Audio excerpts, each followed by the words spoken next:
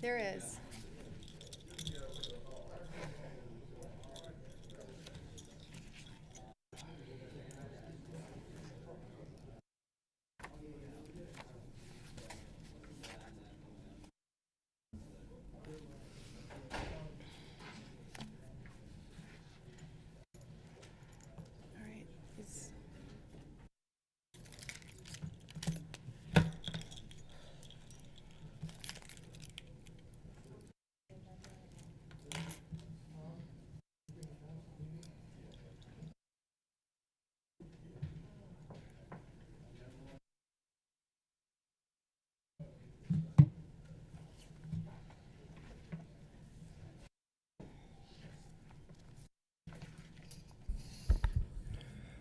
All right.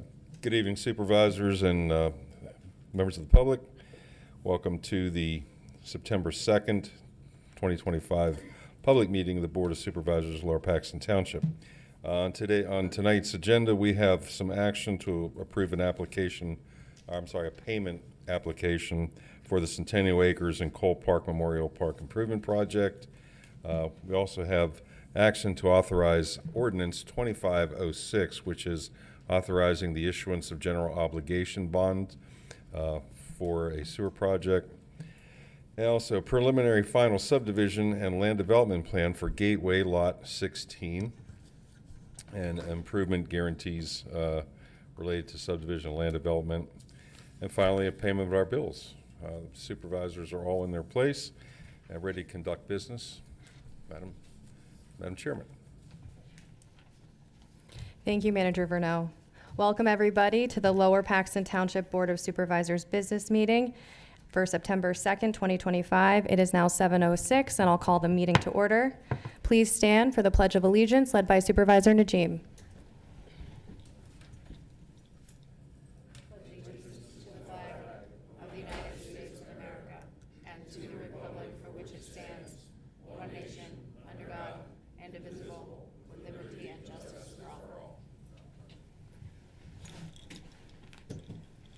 Just a quick note to advise to everybody that we did hold an executive session prior to our meeting at 6:30 to discuss personnel issues. The next item on the agenda, item number 4, the approval of the meeting minutes for June 10th, the workshop meeting. May I have a motion to approve the minutes?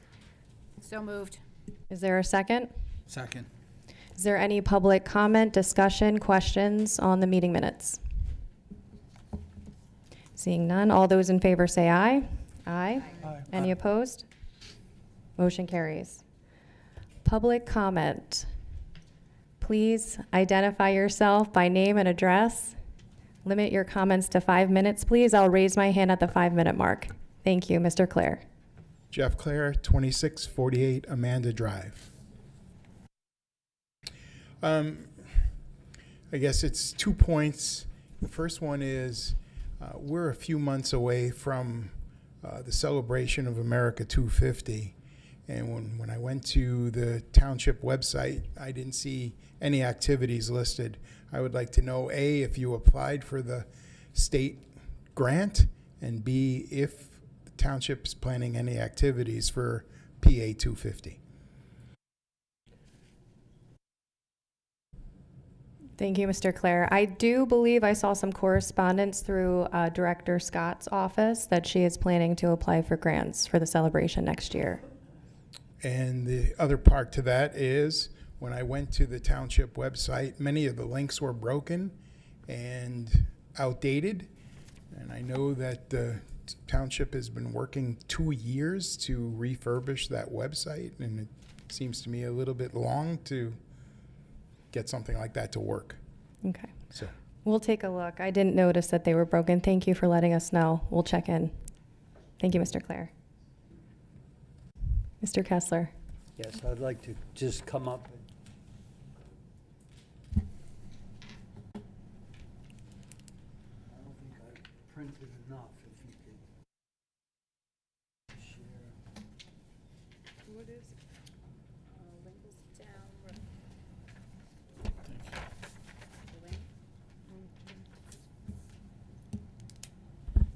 Good evening. Eric Kessler, running Pump Farm, Lingelstown. What I put in front of you, and it's more of a question. When I was on the Lingelstown committee some years ago when we were working on revitalizing Lingelstown, the roundabout, so forth, there are two alleyways. One is in yellow, which is Blackberry, and then the other alley, they all run parallel to Lingelstown Road.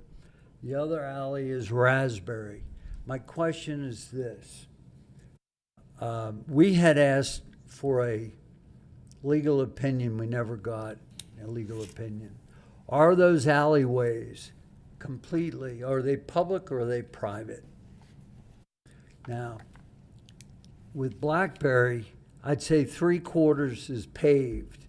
The unpaved portion, which neighbors help do maintenance, we shouldn't be doing that, township should. But my question is, I think the township should give the citizens a ruling.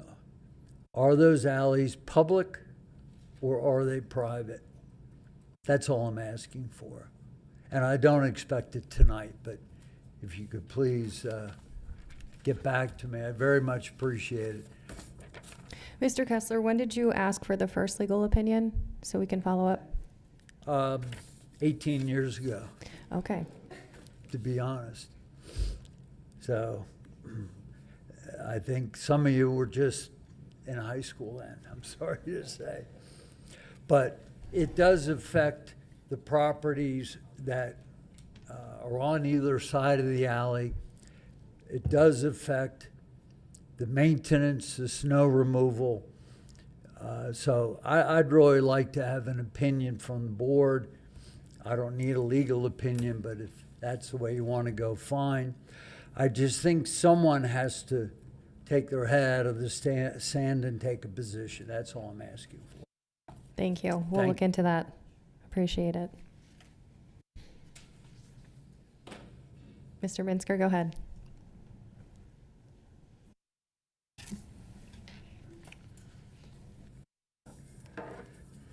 Good evening, members of the board, staff, and ladies and gentlemen.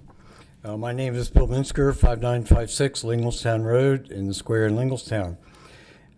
My project number 7 of the 10 that I have been introducing to you is lying in front of you for your blue notebooks. This is a resurrection project going back a little bit further than 18 years. This is going back about 40 years. This project is along the same vein as the other ones I've introduced you to so far. Just to remind you, these projects are designed to give recognition to our board and staff in a positive way and also do some positive things for the public. I remind you also that the 10th project, which I'll introduce to you on October the 21st, will bring together all the other 9 as far as procedure in which to research these and possibly bring these into existence. This project number 7, as I mentioned, goes back about 4 decades when Lower Paxton Township Lions Club, under suggestion that I had given them, created a project to bring together a number of township organizations to create a welcome sign to place along our main highways welcoming people into Lower Paxton Township. That sign was eventually erected about 40 years ago at the east entrance of Lower Paxton Township on the Route 22 expressway coming into the township from West Hanover Township. It lasted for about 5 years until Mother Nature got the best of it. It fell apart and nothing has been done since. About 3 years ago, as you'll notice on the front page of your 4-page document today, Brad Gutschall had asked me to do some research on resurrecting that project to bring some attention to our township as people enter the township. I did that research. I presented to him the 2 items that are over there by the wall that I call your attention to. The idea being that a large permanent Mason-type sign would be erected at 6 different locations. These are shown in your packet on pages 2, 3, and 4 at the entrances east and west to Lingelstown Road, Route 22, and Union Deposit Road, all resurrected, all erected onto right-of-way land. The original sign, as you see sort of an indication of it over there, involved getting 8 community organizations to work together on this project, which I really love to do. A good example of that was this past Saturday when Rotary, Kiwanis, and Lions got together to beautify the square. And I like to do these kinds of projects. This project would be of that nature, where at least 8 different organizations, these are the ones that participated 40 years ago, would go together to help finance the erection of these 6 signs. Each of the organizations would have a disc the size of what you see to the right. That's just a sample that would be at the base of the sign, advertising some of the community organizations that are the positive things that make our township the great township that it is. 2 would be veterans organizations, 3 would be fire companies, and 3 would be service organizations, Lions, Rotary, and Kiwanis. Each of these organizations would donate the cost of their sign, which that disc will cost about $50. So as far as financing the 6 signs, for each of the signs, there would be approximately $300 that would come from, $400 that would come from the proceeds for each of the discs on each of the 6 signs. On your paper, I have on the front the locations of where these signs would go. And then on pages 2, 3, and 4, I have photographs that show you approximately where the township line is and where those signs would be located.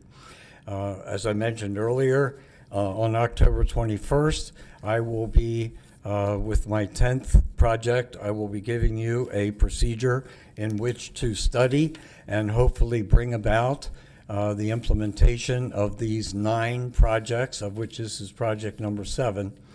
And at that point, hopefully, we will be able to move forward and do something about these. The ideas of these projects are they are dynamic, daring, and doable. And I encourage you to give serious thought to them, and we will talk more about that in the future. Thank you very much.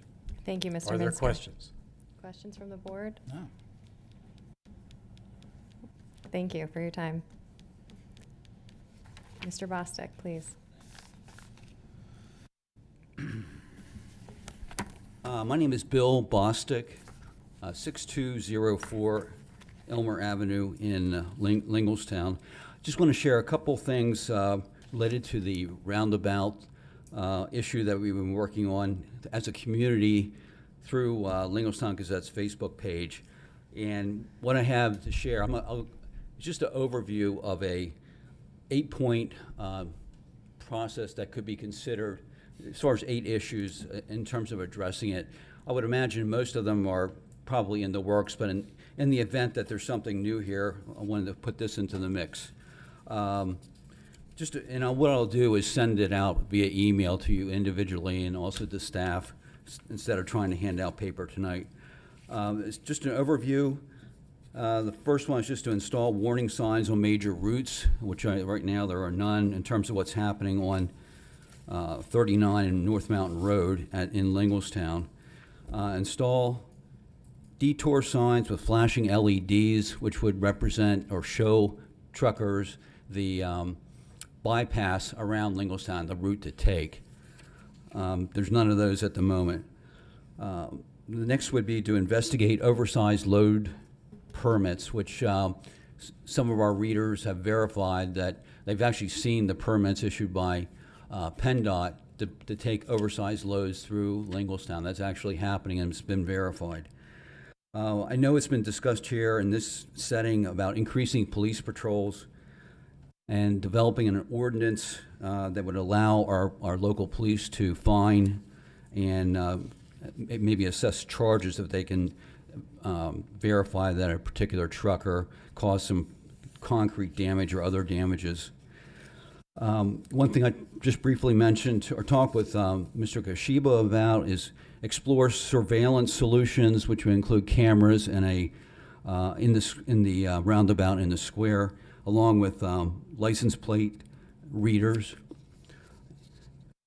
Two more, establish local delivery exceptions. I don't know if they're in place or not. I didn't explore that, but certainly we need some way of determining what tractor trailers can get in the village without being fined with local deliveries. The only one that there may be some disagreement on in the room, I think, would be, based on my investigation, I would really encourage the township to work with PennDOT to take a look at the roundabout in the square and the concrete island. And the reason I say that, there's clearly a couple different movements that truckers take that's difficult for them to get through the square. If they're on North Mountain Road heading into the roundabout and they want to go west on 39, that's a very difficult turn for them to make. And that's why you have so much damage on the north side of the island. The other is if they're coming westbound on 39 and they hit the roundabout when they want to try and make the big turn into North Mountain Road, that's where numerous tractor trailers run up into the vegetation because that particular movement is very difficult. A couple thoughts on just in terms of where we're at right now.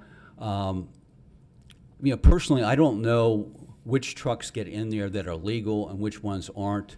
The signs that PennDOT has up there where it talks about number of inches, number of feet, I haven't been able to interpret that yet.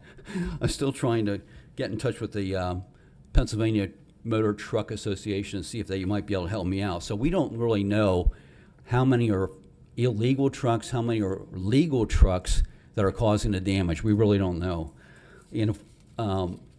I think no matter what we do, occasionally there's going to be truckers get in there, and if we don't have that roundabout right, we're going to continue to have damage.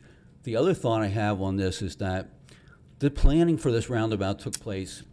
I mean, it's been in place and we've been using it for 14 years. So the planning took place 15, 16, 17 years ago. Right at the beginning of PennDOT's run with roundabouts, they do them regularly right now. So that's a long time from the two in Linglestown were designed to today.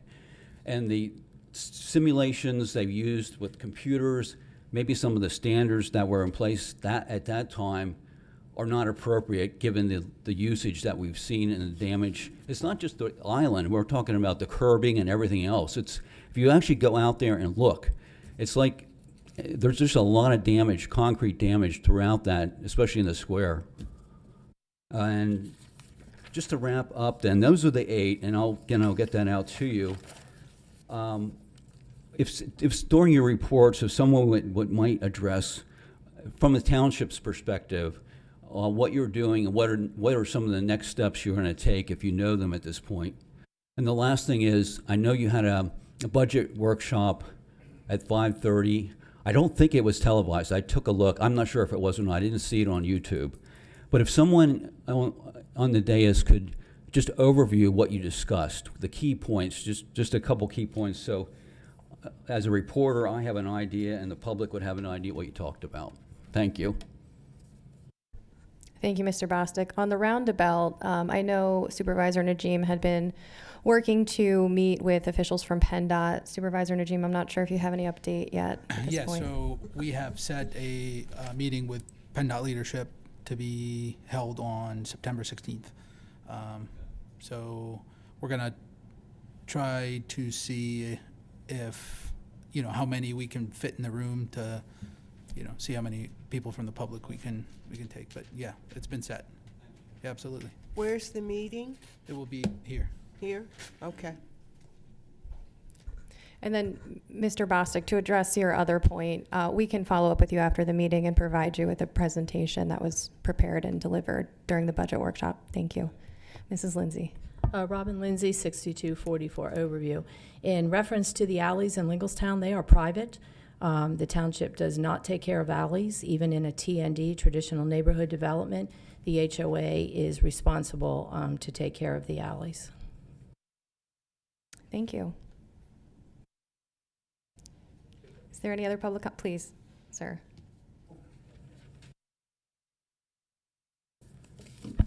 Eric Kessler. I just want to give my 2 cents. I had chaired the committee when we did the Lingelstown restoration, renovation, some 15, 16 years ago. That committee worked with PennDOT. We had our own engineers. We had traffic engineers and many, many traffic analysis reports. You know what I'm talking about, John. That roundabout was designed to slow traffic down, not to be easy for oversized vehicles. That's the whole point of it. The oversized vehicles do not belong through Lingelstown. What I've been reading is people want something redesigned. It's like when a bank gets robbed 3 times, but the robbers have to get through the door, so you remove the door to make it easy to violate. That's stupid. The answer is better signage. Currently, all the signage says 54 foot in length max. I don't believe it says except for local deliveries, and I think that rider should be added. What I'm going to ask, I know, Mr. Kashiva, you're meeting with PennDOT. Can you reduce that size to, say, 40 foot or whatever is logical in PennDOT standards?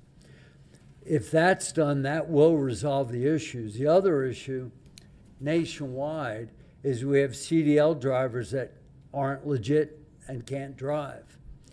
And the only way to deal with them is to lock them up. And if you do enough traffic stops, if they're not certified, you seize the vehicle. That's it.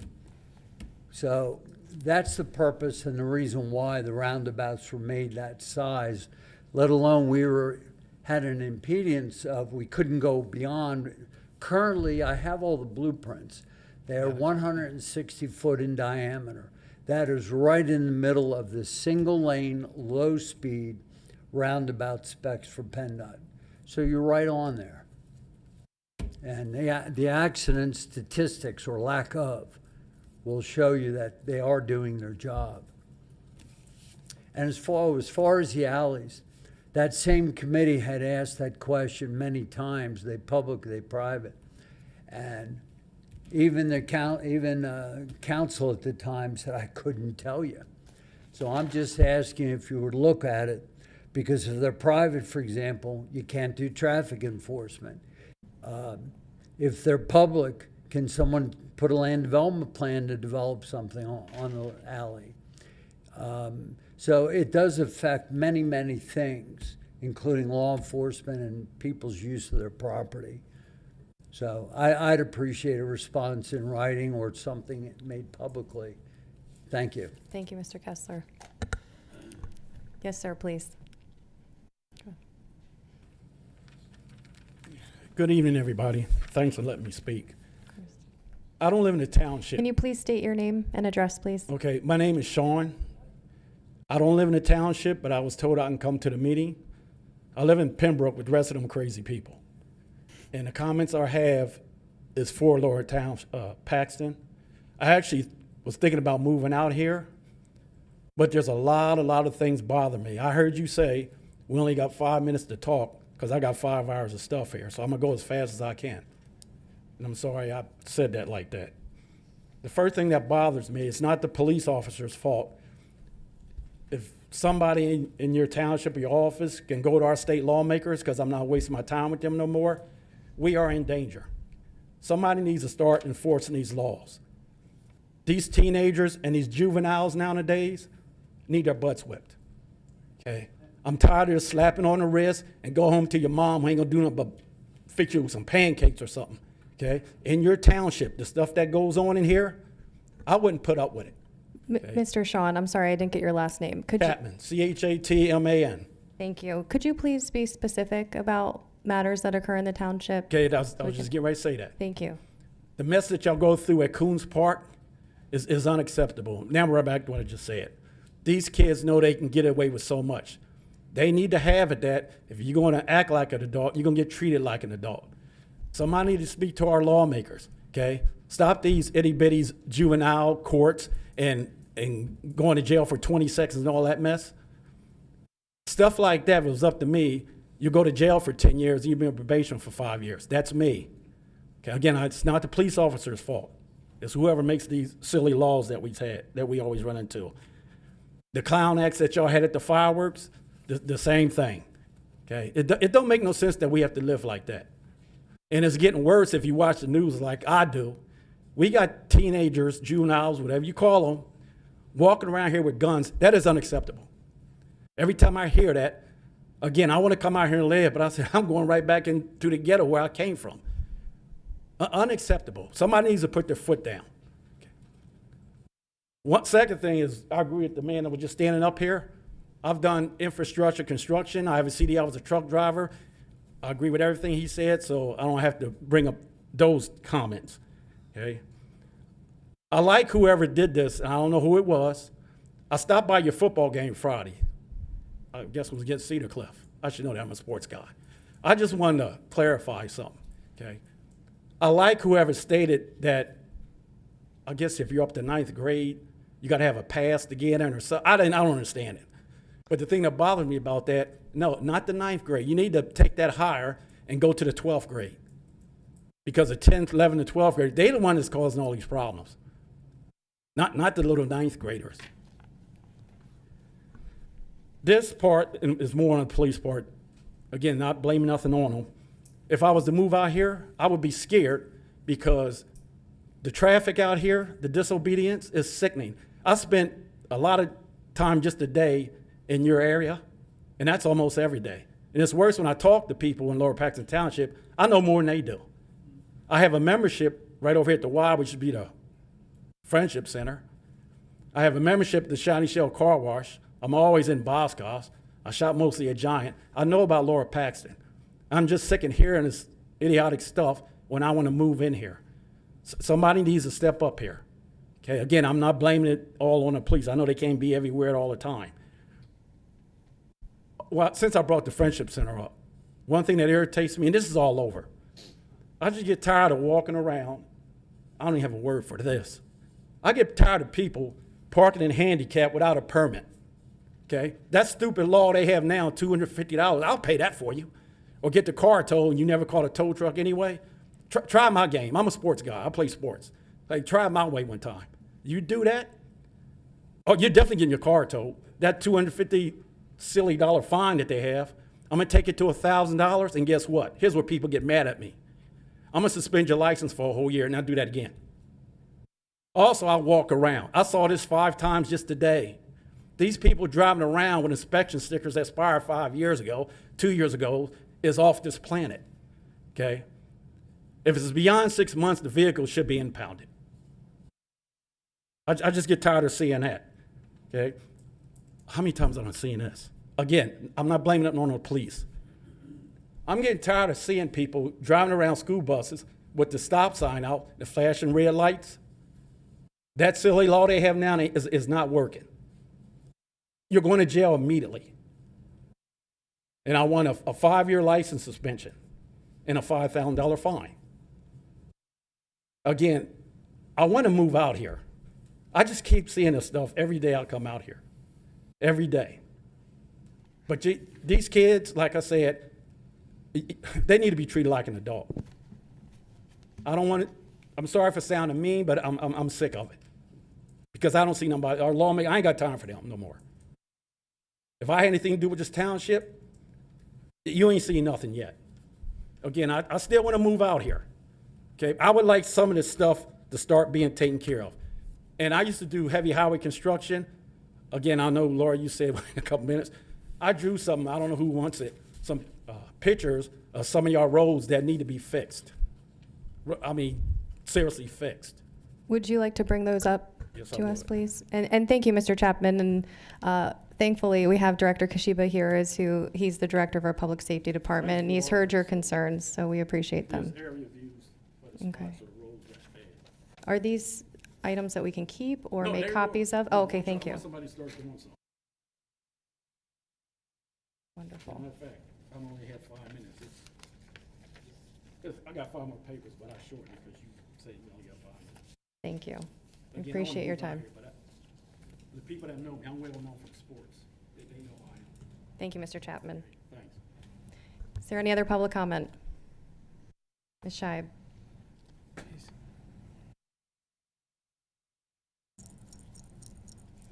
Chapman here is a hard act to follow. Oh, I'm a tough one. You'll be welcome to Lower Paxton. I'm a tough one. I can tell. I am a tough I one. can tell.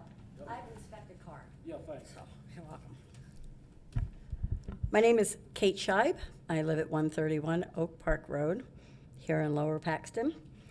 That was some real life stuff. So this is a little more procedural stuff that I'd like to talk about. What I'd like to talk about tonight is the discussion that's going on here in Lower Paxton regarding an economic development authority. I've had plenty of folks coming up asking me for my opinion regarding an economic development authority because I have some background in finance, plus, of course, I'm running for supervisor. And I didn't think a whole lot of it until I heard Chair Kurtz respond to Mr. Campbell in a way that seemed to be advocating for the development of an EDA.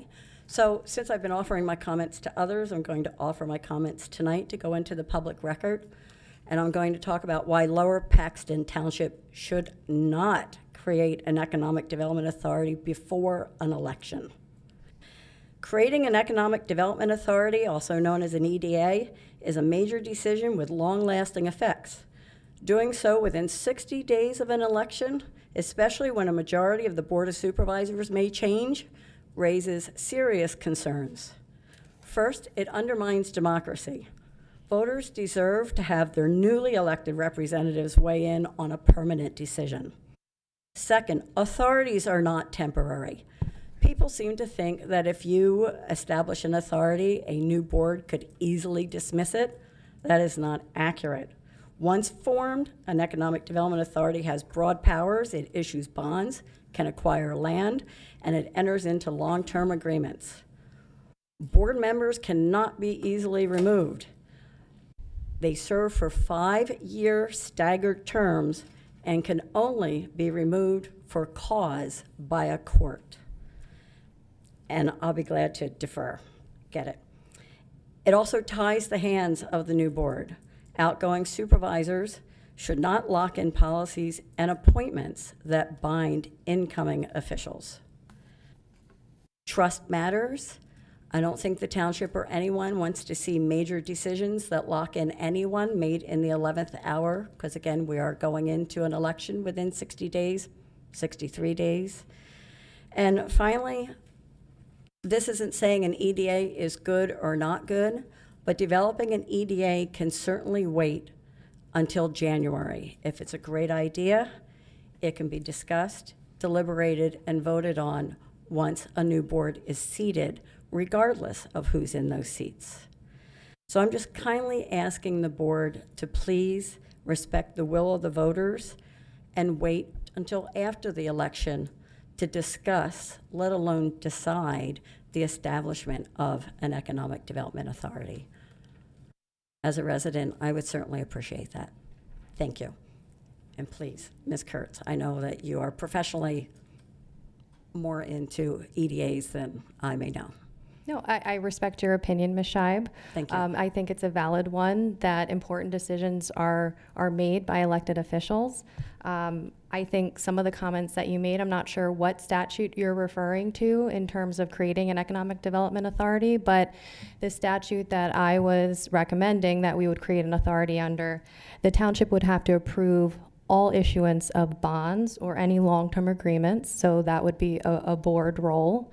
And the board members can be removed with or without cause. So we can certainly discuss what authority you're referring to, but that's not the Economic Development Authority that I was suggesting under the Economic Development Financing Authority.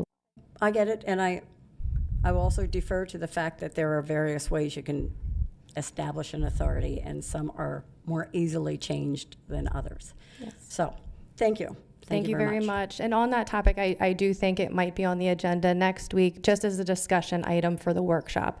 Again, no action being taken. Okay. Is there any, Mr. Miller, please? William Miller, 4311 Crestview. In response to Mr. Clare, the New Side Cemetery project is for the 250th. So David Doyle and Jay Purdy, they'd be the ones to talk to. I don't know of the other projects, but I know that something is afoot. And it was one of the supervisors that had gone to Mr. Doyle about this. I don't know all the details. I'm the worker guy, so. In response to Eric, on that Raspberry Lane, you know, I've lived out here since 1955. We went down that alley to get sawdust. There was a sawmill at the end of that by the firehouse. It fell over probably 10 years ago.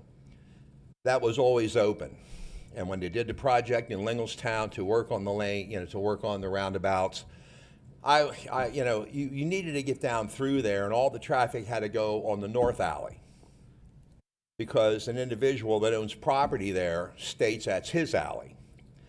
And I have seen the old maps. It's on Google. Raspberry Lane was always an open lane. We traveled it all the time. And I would think that the historical maps, somebody really needs to look that up, because if there is a crisis on that road, how are you going to get the trucks down? You're going to go the whole way around?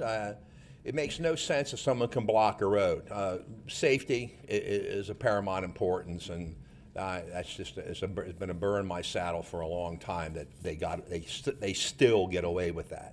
It was always open, just because all the parcels we have in the township and everywhere, you know, it's an alley. We're going to shut down half of an alley off of Green Street in Harrisburg or something in Susquehanna Township. We're shutting it down here.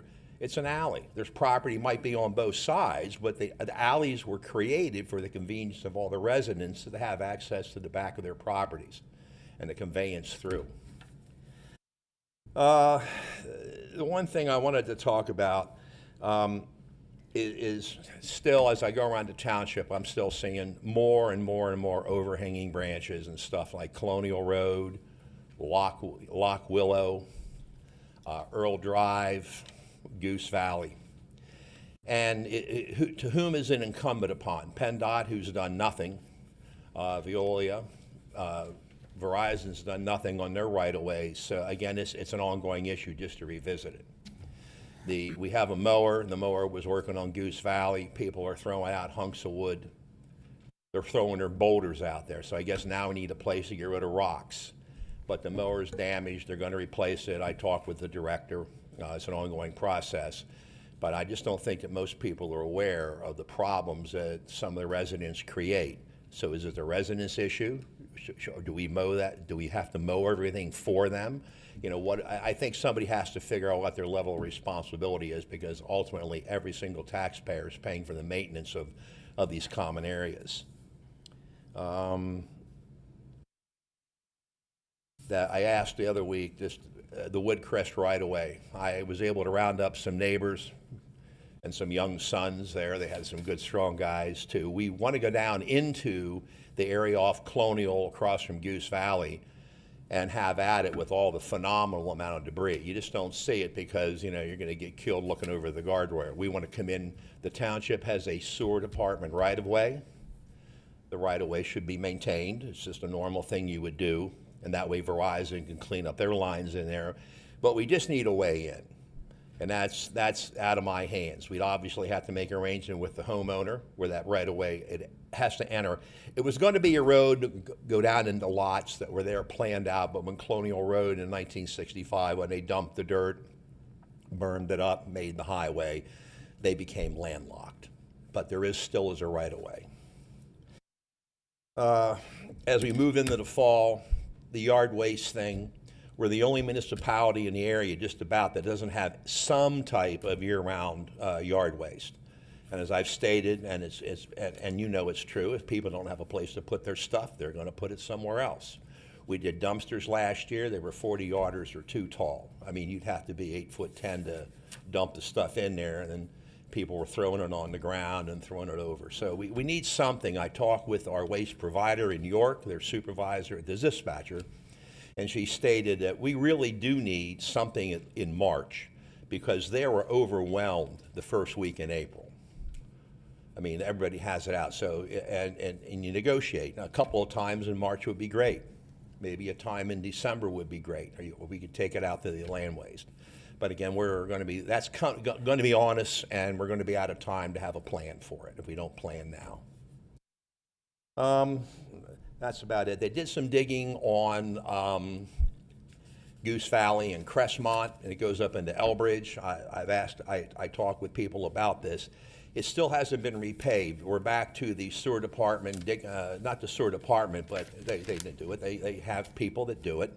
And the way that they're infilling these, they're not following a compaction schedule that makes any sense to me or anybody else as a gentleman does construction. They're not, it wouldn't be that bad. We can always, I was taught, we can always do better. And they can do a whole lot better in just their rough patching, but they still haven't come back, and it's brutal. It's like on McIntosh between Seabiscuit and the creek there are 2 manhole covers. I hit that one today. You're going down through, somebody's on this side, here comes the bicycle, and you got to get over, wham, into that hole.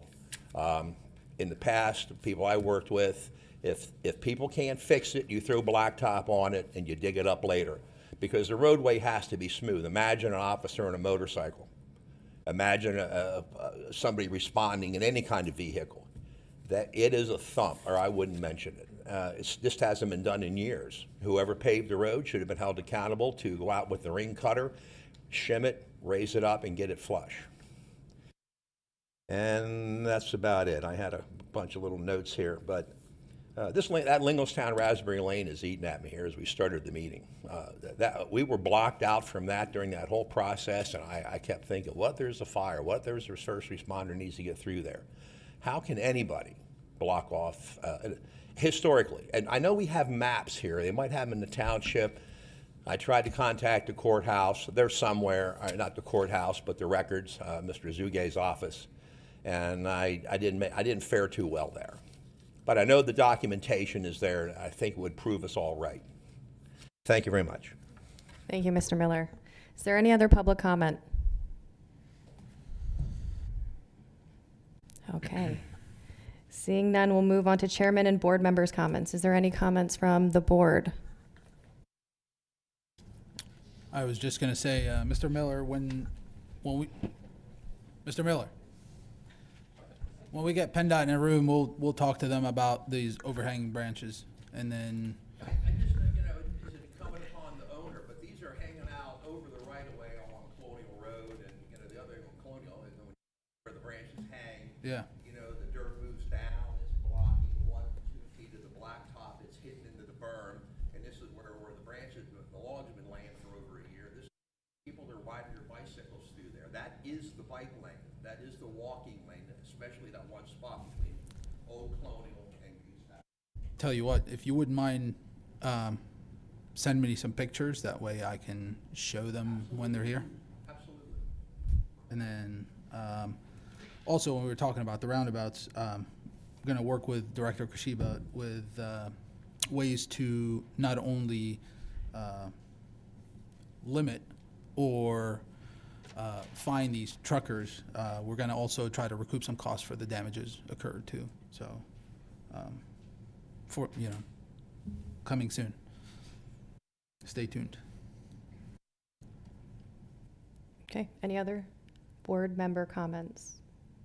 No. Managers report, Mr. Vernell. Thank you, Supervisor. I don't really have anything to report this week, but I will say if Mr. Bostic wants to meet with me afterwards, I can tell you I can give you a rundown on our budget presentation from earlier. Thank you, Mr. Vernell. Moving on to old business. Action item 7A, to approve the application for payment number 1 for the Centennial Acres Park and Cole Memorial Park Court Improvements Project. This is an invoice submitted by SLC Excavating for the payment of the improvements at both of those parks. The payment is for bond insurance, benches, and then other improvements to the basketball and tennis courts. And the payment amount is $34,346.59. Anything else, Mr. Vernell? That's it. Yeah, so that pretty much sums up the first draw for the bond insurance and the improvement guarantees. You just noted for the meeting, Cole Park, there's going to be work on the tennis court, the handball court, and the basketball court. And at Centennial would be the basketball court initially, and the court would be closed for construction, with the construction entrance being off of Centennial. So it will be closed during the renovations at Centennial, but the Cole Park will remain open. Thank you, Director Kashiba. May I have a motion to approve the application for the payment for the Centennial Acres Park and Cole Memorial Park Court improvements? So moved. Is there a second? Second. Is there any public comment, discussion on this action item? Seeing none, all those in favor say aye. Aye. Any opposed? Motion carries. Okay. Moving on to new business. It's an action to enact Ordinance 2506, authorizing the issuance of general obligation bonds, series of 2025. I know we have a number of representatives here who would like to kick us off. Mr. Williard, thank you. Okay, great, thank you. So I will go through the handout that's in front of you. First, we have the full team here, so let's go through some introductions quickly. So Zach Williard from PFM, we're the township's municipal advisor. With us is Lou Verdelli and Ryan Brockman from Raymond James, the township's underwriter. We have Jay Wanger from RBC Capital Markets, also the township's underwriter. And then we have Erica Weibel and Ryan Gonder from McNeil Wallace, the township's bond counsel. So together we're the financing team. Real quickly, just to kind of, high level before we jump into this, and I'll try to be fairly quick because I know you have a busy agenda. But we were at the authority meeting last week. This is the continuation of a financing plan that's been going on for many years related to the sewer capital projects that you have before you. So this is kind of the next step in the financing plan. We've been working with Mr. Weaver over the past few months to put this together, and tonight you will have a vote. So I'm going to go through the handout in front of you, which is the numbers part of it, and then I'm going to hand it over to Erica and Ryan to talk about the actual ordinance that's in. All right. If you flip to page 2, this is the interest rate chart that we show you every time we're here. The kind of the main message here is, we hear a lot about high interest rates, whether you're looking at CNBC or listening to Bloomberg Money, and interest rates have been much higher than they have been for the past 15 years, right? Mortgage rates are, it can be in the 7%. But I just want to make the point that that's not where you borrow. You borrow tax-exempt debt in the tax-exempt municipal market, okay? So the rates on tax-exempt bond issues right now, fixed rates, range from 4.5% to the low 5% is kind of where something like a lower Paxton Township borrowing would be. So just to kind of give you that, high-level overview, that's what we're talking about.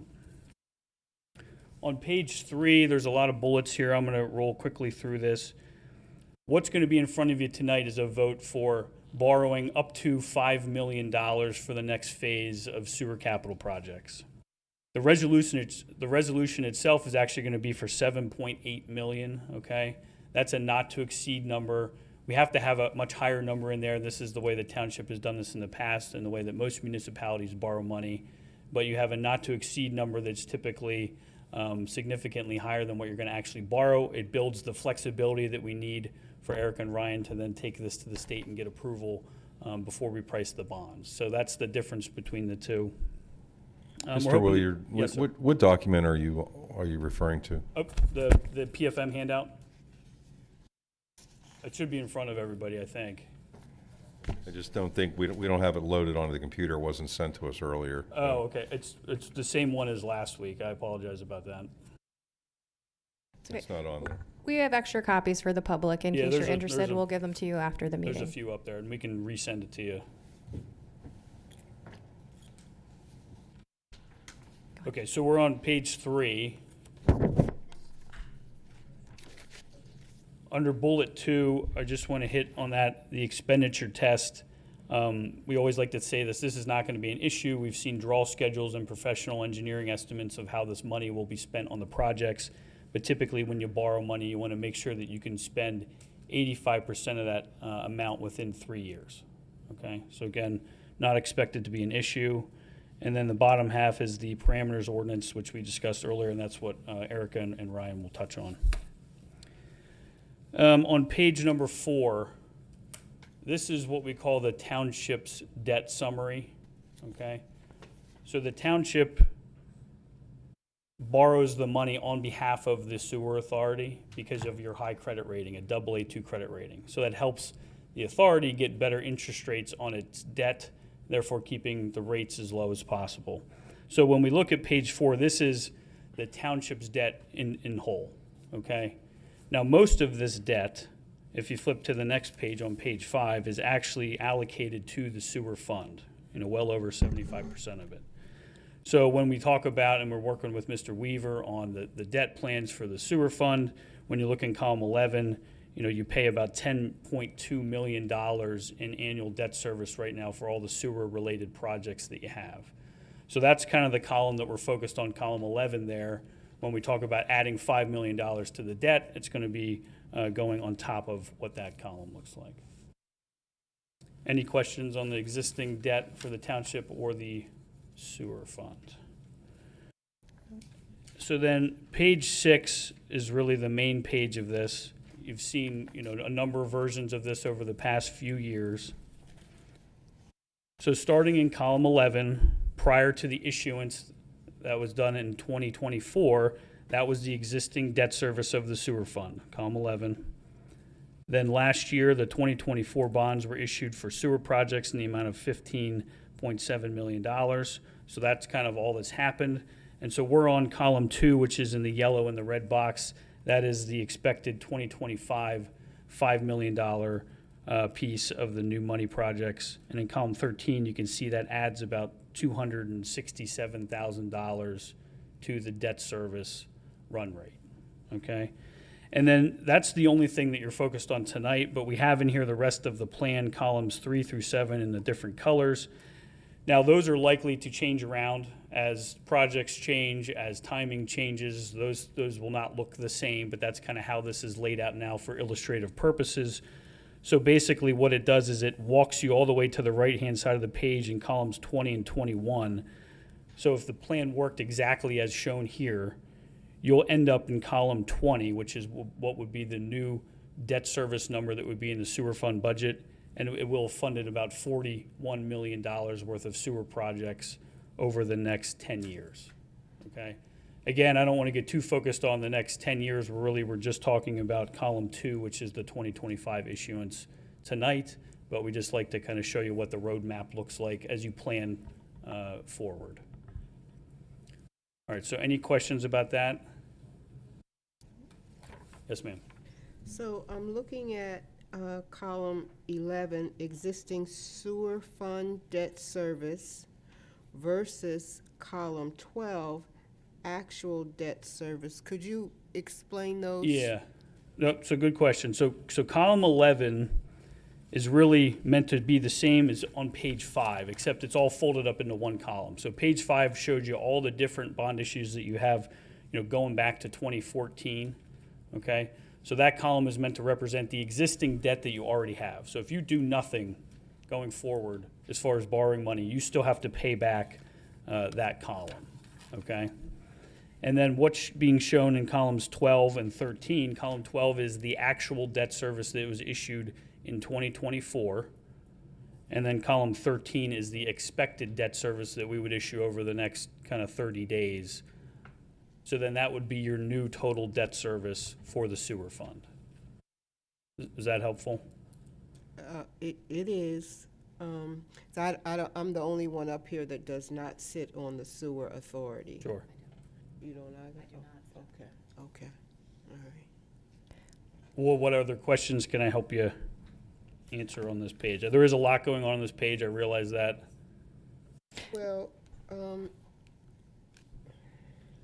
so as part of our agenda, we had debt statement pursuant to section 8110, and is that loaded?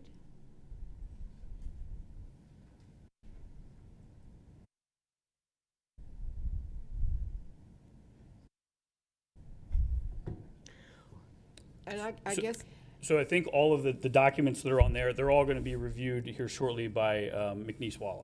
okay, well, we won't really, we can get it up, but I was trying to understand the difference. All of our debt, all of our bonds show in the column labeled non-electoral.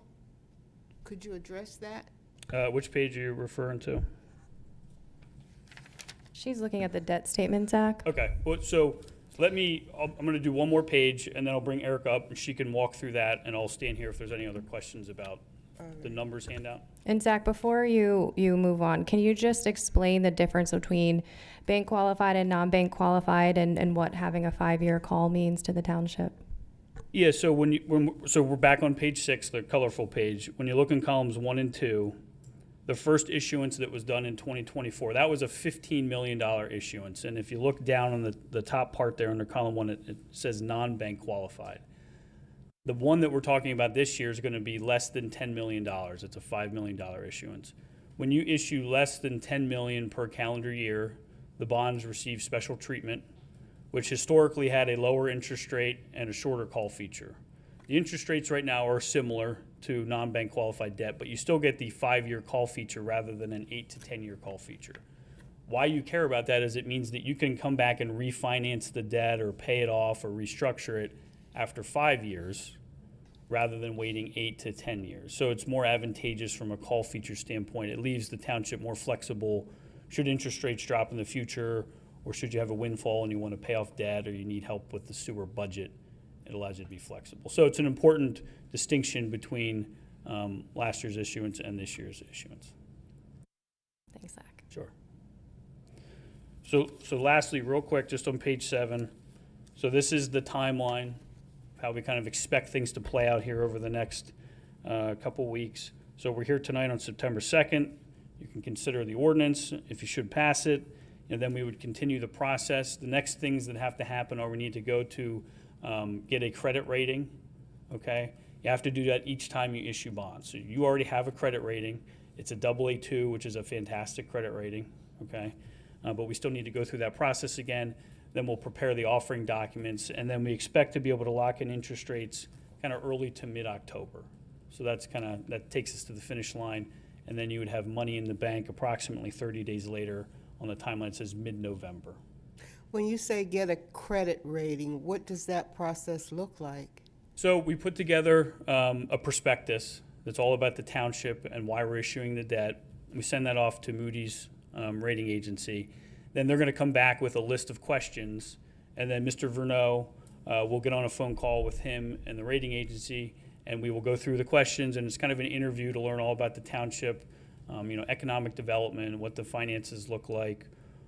They know a lot of this because you were rated last year, so it's not like it's been 5 years since you've done a credit rating, but they want an update.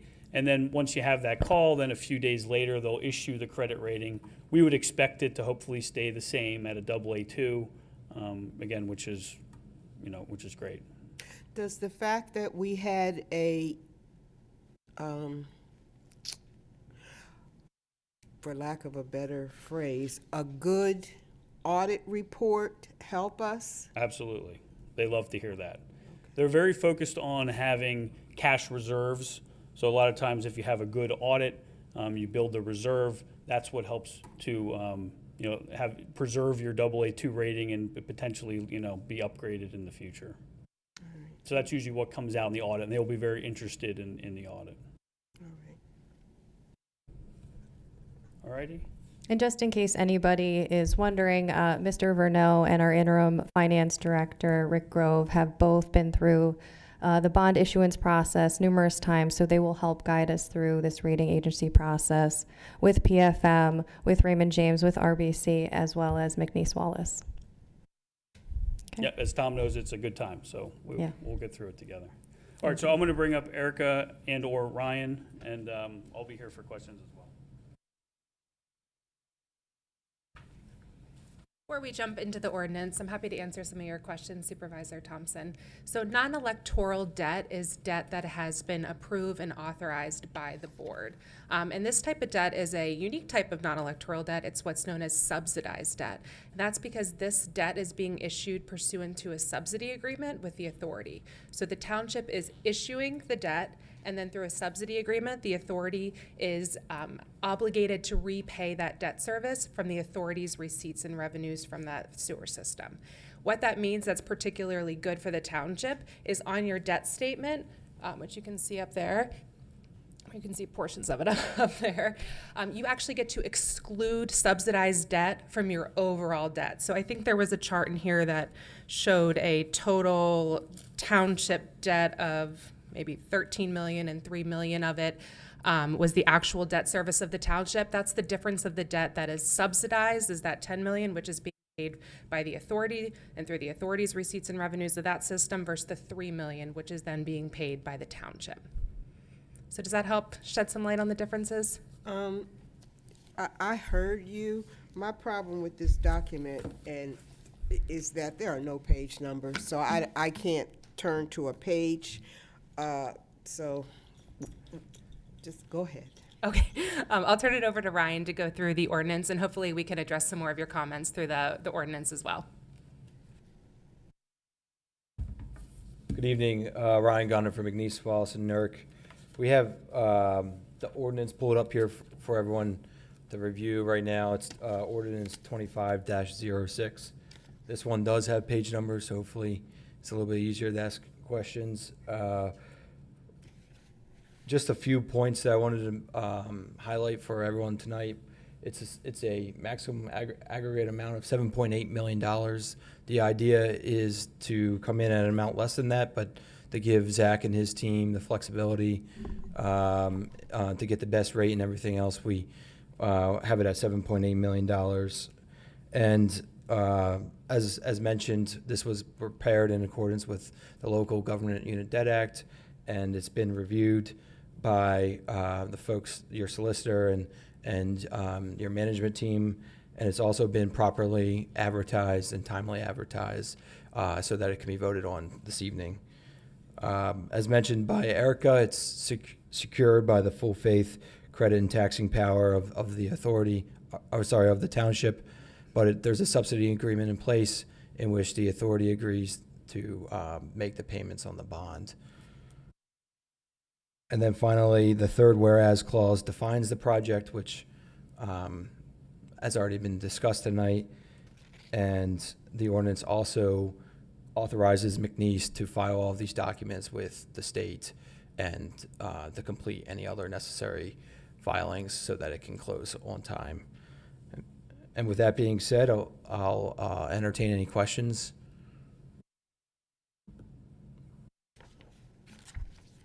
Any questions for Mr. Gonder, Ms. Weibel from the board?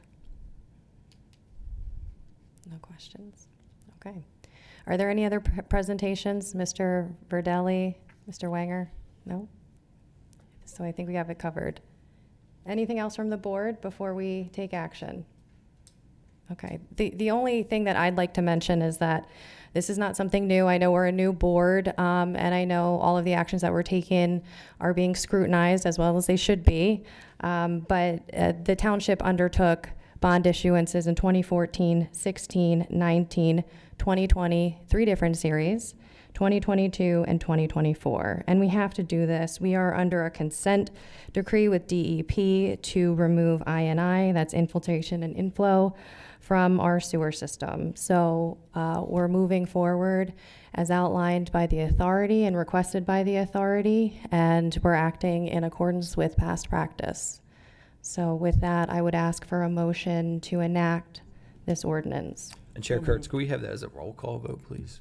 Thank you. Absolutely. Shelley, that will be a roll call vote. But before doing that, I usually take a motion and a second. Is there a second? Excuse me, And then we'll sorry. ask for public comment. Go ahead, Supervisor Thompson. All right. I'm just looking down here at the, could you roll that up? Could you tell me what, I guess it's an acronym, CUSIP numbers to be, what is that? QSIP. QSIP stands for? It's the Committee on Uniform Securities, its identification program, I think. Yep, that sounds right. Okay, so I'm not in the know, so I'm sorry. So could you say it again? I will email you. I think it's the Committee on Uniform Securities Identification Program, something like that. I haven't heard. Jay, are you know what it is, something like that. We all just say QSIP in the industry. It's basically an identification number that each bond gets. All right. It'll be on the corner normally of every bond. It's the Community on Uniform Securities Identification Procedures. Procedures, thank you. I appreciate that. Thank you. Okay, so we had a motion. Do we have a second? Was that you? Supervisor McCormick? Do we have a second? I second. Thank you, Supervisor Najim. Shelley, roll call vote, please. Aye. Aye. Aye. Aye.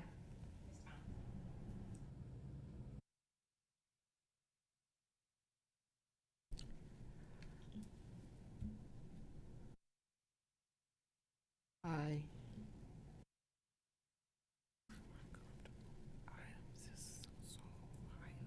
The ordinance is enacted. Thank you, everybody. Okay, thank We you. appreciate your time and for being here this evening. Thank you.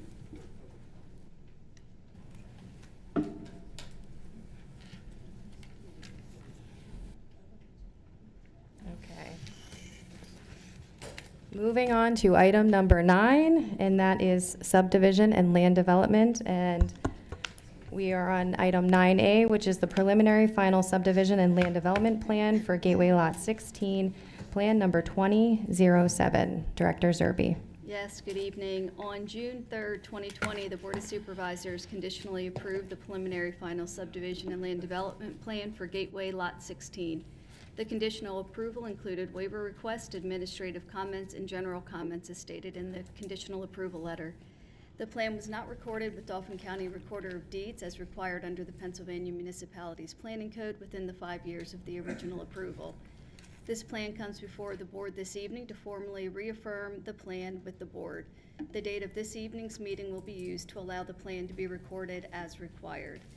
The scope, intent, and design of the development remain unchanged and consistent with the original submission, and the applicant has provided a written request for the reaffirmation and is here to address any questions that the board may have regarding the plan. Thank you, Director Zerby. Mr. DeSanto, do you have any comments? Would you like to address the board? Just a few. Mark DeSanto with Triple Crown Corporation. Amanda's giving you the history, and quite simply, I believe just during the peak of COVID, this kind of got overlooked by everyone. We did apply for building permits for the retaining wall. They were reviewed and approved by the township. The work's all been completed. HRG's been out there and has they've done the inspections on what they can. We've done core borings to prove the depth of the asphalts and things. So they've given a letter of we're in good shape to record. So I'll be happy to answer any questions, but I really just think this was an oversight on our part. And as I said, the township even issued a building permit and the plan wasn't recorded. It was just a simple mistake. So we're asking for the reaffirmation. Be happy to answer any questions. The Thank you. building permit was issued for the retaining wall for the site work. Are there any questions for Mr. DeSanto? Okay. Do we have a motion to approve the preliminary final subdivision and land development plan for Gateway Lot 16, Plan Number 2007? So moved. Is there a second? Second. Is there any public comment or discussion on the matter? Mr. Miller? Go ahead. William Miller, 43 Miami Crest Street. I didn't see this come through the Greenway Committee. I'm just looking if there's going to be, if there's not going to be any sidewalks, they're just going to be walkways, Great Wind Farms, so people have an ability to get around the property. Because, you know, envisioning this, and eventually, this whole township's going to be connected. There's going to be walkways everywhere. I just wonder that in the grading process, there's going to be some spot where it could be put in. Like PennDOT, they were going to do out off of Union Deposit, out where they're doing all the work there. The residents there know that even though they're 10-acre parcels, they're going to be able to, they're prepared that someone's going to say, hey, we're going to put in some kind of a walking area. To me, it's inevitable. I just wondered if there's any kind of walkway, because you were so gracious at Straight Wind Farms and all those walkways. Just a thought.